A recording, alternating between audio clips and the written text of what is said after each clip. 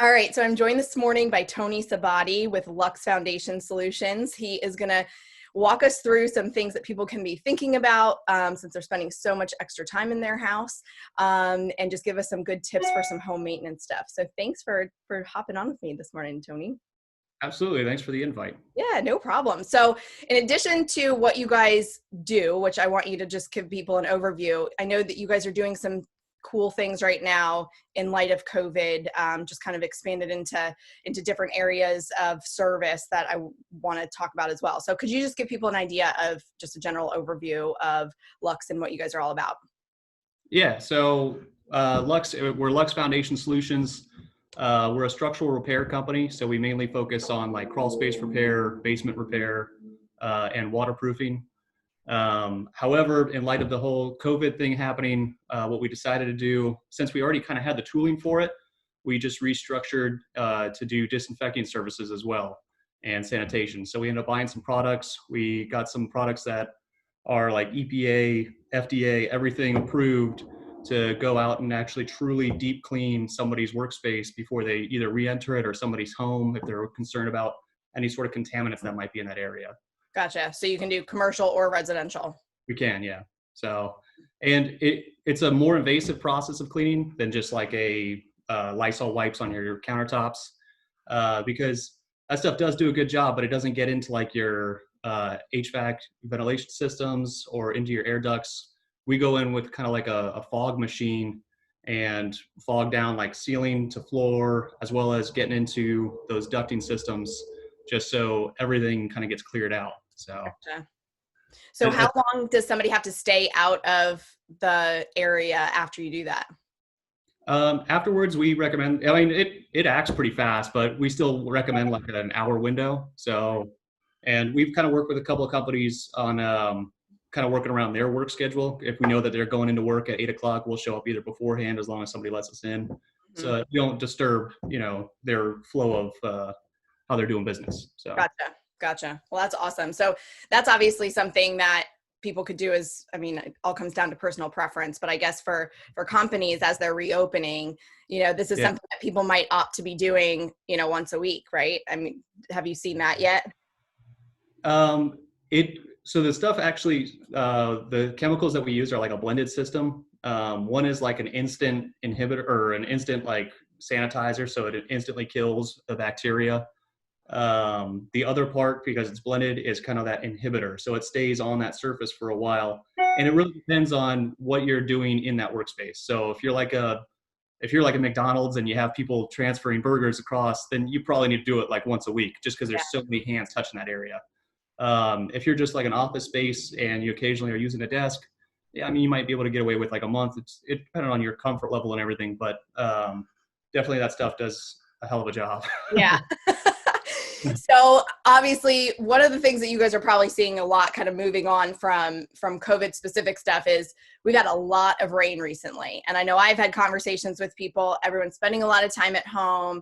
They're kind of maybe noticing different things about their house because they are spending so much time there that they might be able to overlook at other times. So can you kind of talk through, waterproofing and mold considerations and just with how much, saturation we've seen of the ground, what things you've been coming across recently? Yeah. So aside from like the COVID crisis that's going on and everything like that, the biggest thing is what you touched on, mold and stuff, but mold happens from rain, and it's springtime right now. We're getting a lot of rain, and rain is literally the enemy of all houses. So it's enemy number one. You got to fight off water. You got to get water out of your house. That's why we build houses, so we don't sleep in mud. And basically, if you do have water coming into your crawl space, into your basement, there's a number of factors that can go into it. Most of the time, if it's an older home, maybe that waterproofing layer on the outside is kind of broken down over time, or the drainage solution, whatever drainage you have outside is kind of broken down or clogged up. So you end up getting water in that space.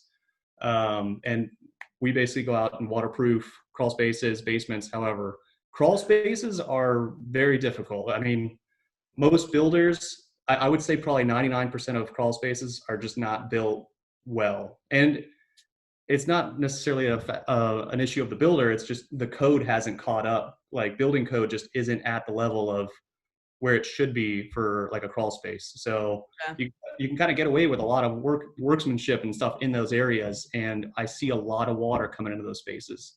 So not to scare anybody listening, Yeah. but if you do have a crawl space, you might want to go in there to look at it, or call me and I'll crawl around in the nasty little crawl space and tell you what's going on. So preemptively waterproofing a crawl space, even if there isn't an active problem, is probably the best course of action for somebody who doesn't want it to become an issue. Yeah, I'm not going to say you have to spend a whole bunch of money doing it if you don't have the problem. I mean, because some builders, they do take that extra care and that extra effort to make sure that water doesn't come into that space. But if you, even if you just are curious about it, you just want to know about it, definitely you can contact us and I can at least walk through it, figure out if something is going on in there. So that's Yeah. the whole point why we got into this business and everything, is just to help people. Yeah. You see a problem, you try and find a solution, you help somebody. So Yeah. And you guys do free estimates, right? we do. Yeah. So we'll come out, take a look at it, make sure whatever's going on. And it could even be something very simple. So Yeah. just little tips and tricks, maintenance stuff that you can do to your house that will set you far above and beyond, most other houses out there. Yeah. So then taking that one step further, water in the crawl space and mold considerations. Can you kind of touch on that for a little bit? Yeah. So basically, if you get water coming into your house and it's sitting stagnant, that's when you start getting mold growth and everything. And mold all it needs is something natural to grow on. So if you got wood in your basement, which you probably do, the paper backing on like that insulation, it attaches to stuff like that. And mold is a huge health consideration, especially with people spending a lot of times in their houses right now. If you're breathing in that mold, that's a serious concern and stuff, especially if it's developed into like that poisonous black mold level. You can go to like celebrities to kind of like look at, I guess, like a historical record of it. But the actress Brittany Murphy, I don't know if you remember her. There was a huge thing about when she ended up dying, where they were very concerned as to whether her husband was involved or something was going on there. A week later, her husband ended up dying of the same complications. They ended up looking into the house. There was black mold behind the drywall. Wow. Uh, and that's a very extreme level of it, but they had no idea it was there because it stayed hidden behind the walls and everything. So if you are getting water inside your crawl space or you're getting mold inside your crawl space, it's a huge concern. So I wouldn't take it lightly, especially the more we're spending time in our homes. The more we're spending time in our homes, you have the opportunity to look in it, see what your problems are, see where your weak points are in your house, and protect it. Make sure your family's protected. So don't take it lightly. Yeah. So would you say that crawl spaces are the number one place that you see the mold? And by bringing the water into the crawl space, obviously, mold spores are, I've had clients look for mold and do air quality testing, and there's a whole different, conversation there with the levels of testing that you can do and how accurate they are. But when you guys go in, will you go on record as saying that's mold, or do you say that looks like it could be, and you should look into that further? Yeah, so we don't have like the test kits to do that because we're more of like the preventative level. Right. We have some companies that we've worked with, Restoration One, Paul Davis Restoration, basically the big restoration companies. They could do a lot of stuff of like checking the actual mildew or whatever buildup is there, just to make sure that, hey, this is something you should really be concerned about, or whatever the issue is. But yeah, the main goal is just to get rid of it. And like you said, crawl space is definitely the biggest culprit of mold. And it's really because basements are built a little bit more solid. Most builders and homeowners know that they're going to use that space. So they're built to a different, kind of a better quality, different standard. Mm-hmm. Where a crawl space, most of the time people don't even realize they have a crawl space, or they don't even realize, hey, that's an area of my house I need to worry about. Right. So that they are like a bigger culprit when it comes to water coming in, water intrusion, mold, and especially vented crawl spaces. With our Virginia climate, we have a very like humid climate in the summer times. So if you have vents in your crawl space, you're letting in that humid, moisture laden air into your crawl space. Yeah. And what's it going to do? It's going to attach to whatever's natural in there and start building that mildew. Right. And again, this goes back to like the building code thing. The building code hasn't caught up to vented crawl spaces aren't efficient. They aren't good. It was a thought back in the day that, you let that vented air in, it dries out your house. But there's been studies proven like, hey, if you're letting in that moisture laden air, you're just letting mold into your house, Right. especially with like a Virginia climate. Yeah. So can you explain what the waterproofing process looks like? Let's pretend we've got a crawl space. Looks like there could be mold. Another company comes out, confirms that it is. They remediate the mold. Now you guys are coming in for the waterproofing. Can you Yeah. explain to people what that process looks like, how long it takes, and that sort of thing? Yeah, I mean, it depends on the size of the home and the size of the crawl space, but usually we can get it done no longer than like a week. Mhm. Um, so typically it's about a couple days that we'll be inside your house, and we'll actually install something very similar to this, except it'll be perforated. You'll have holes inside of it, and we'll dig like a channel around the entire inside of your crawl space, bury that into it with some gravel, so any water that does come in gets trapped into that drain, gets diverted to a sump pump, so all that buildup of water gets pumped out of your house. Okay. After that, then we end up doing a vapor barrier system, and it's a thick vapor barrier, like 12 mil or 20 mil, like a plastic basically that goes over your floor, goes up on your walls. So any moisture that does come in gets trapped behind that, and then gets diverted into this little channel that we buried, so that the water goes out. And then kind of like the last ditch effort, on top of that, we'll put a dehumidifier in that space, because now we've encapsulated that whole area. So you're going to have stagnant air. So usually your humidity jumps up, Okay. and you need a dehumidifier to basically bring those levels down so that you don't have that moisture air inside your crawl space and then attaching to things. So the dehumidifier does a hell of a job of just keeping that space clean. So what do you do if there's not a sump pump at the house? We will install a sump pump. Okay. So So it needs a sump pump. it does need a sump pump because the Okay. water has to go somewhere. And you could waterproof on the exterior of the home. We choose the interior because the exterior is, one, way less cost effective, and two, it's very difficult to get a really solid seal on the outside for a house that's already been built. If you're building the house, you could do a better job because everything's usually exposed, so you can seal it up pretty well. And then also over time, that stuff's going to break down. For like a crawl space or a basement, on the interior, you're not exposing it to UV rays, you're not exposing it to a lot of the elements that something on the exterior would be. Yeah. So That makes our perfect system sense. lasts lifetimes. Yeah. That makes perfect sense. Tips and tricks, different things that you see people overlook, that would be helpful, especially with all this rain, to prevent problems. Yeah, I told you I brought a prop.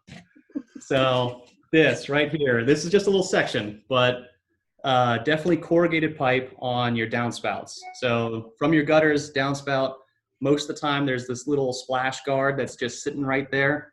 And that stuff does a horrible job just because water splashes against it, water flies back against your house. That bottom third of your house or so isn't really protected as well as the top part because you don't have overhangs in your roof, everything like that. And that's where you see a lot of rot on the wood, a lot of mold issues, or a lot of mildew buildup. So add something like this to your downspouts. I mean, it's in Lowe's in the garden section, like all the way in the back. You can get a roll of 50 feet for, I think, like $47. Okay. And most houses have maybe 4 downspouts, so 50 feet will do you plenty. Get it like 10 feet away, and you should bury this. This is one of those do as I say, not as I do. I didn't bury mine yet. I haven't gotten to that point in my house, but you should definitely bury it just so you don't have a trip hazard, just so you're not hitting it with your weed whacker when you're doing your lawn and everything. Yeah. But definitely get a roll of it, and it'll save you. I mean, it's like I said, $47, and it'll save you thousands of dollars in some structural repair because water hitting just like that corner of your house, you end up seeing sagging in that part of the foundation. You see water intrusion into that part of the foundation. Just a load of issues that a little piece of plastic can end up helping you out with. Yeah. And the gutter systems, I just had this happen with somebody where the gutters were clogged and then they ended up with water coming in the basement. And it literally was because the gutters hadn't been cleaned out in, it looked like probably like 2 years. But something like that with those downspouts, yes, bury them. A lot of the HOAs, and any clients listening to this, I've had several of you with unburied downspouts where the HOA then catches it. But in addition to that, the landscaping considerations with grading, a lot of times when we come in for home inspection, some things that might cause structural questions are actually really simple fixes. So the downspouts is one of them, and grading, making sure that you have a nice buildup of dirt sloping away from your house, landscaping and downspout. Yep. Deposit grade away from your house, water away from your walls. Yeah. Like I said, water is the number one enemy. You got to fight it. Not COVID. Water is the number one enemy. If you're in your house already, you've already fought COVID. Yeah, so now exactly. You're in your house, you got to fight the water. Fight the water. Well, this has been awesome. I'm going to put your information at the bottom of the video, so anybody who wants to reach out with any questions or get you guys out for any free estimates to make sure everyone's safe and secure and mold free. But yeah, we should hop back on and do this if anything else comes up COVID related that you guys start offering. And thank you for joining me. Definitely. So, and shout out to anybody else, even if you want to just do like a Zoom meeting to walk through your house, I'll do something like that too. So however is convenient, like I said, we're here to help. That's the main goal. Awesome. Well, thanks, Tony. Yeah, thanks a lot. All right, have a good weekend. All right.